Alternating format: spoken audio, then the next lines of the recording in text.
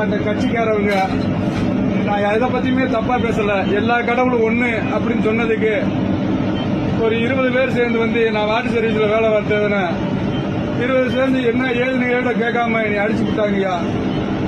அடிச்சு இப்ப இங்க நெஞ்சு வலிக்குது. இது யாருக்குன்னா விடுதலை சிறுத்தை அந்த கட்சிக்காரங்கடாயா. நான் ஒரு தவறும் போடல. இன்ஸ்டாகிராம்ல எல்லா சாமி ஒண்ணுன்னு சொன்னு இதுக்கே இப்ப என்னையா நான் தவறு ஒரு ஆளா வந்துருந்தா நான் சம்பாதிச்சிருப்பேன். 20 பேர் வந்து என்ன ஏதுன்னு கேட்காம அடிச்சுட்டாங்கய்யா.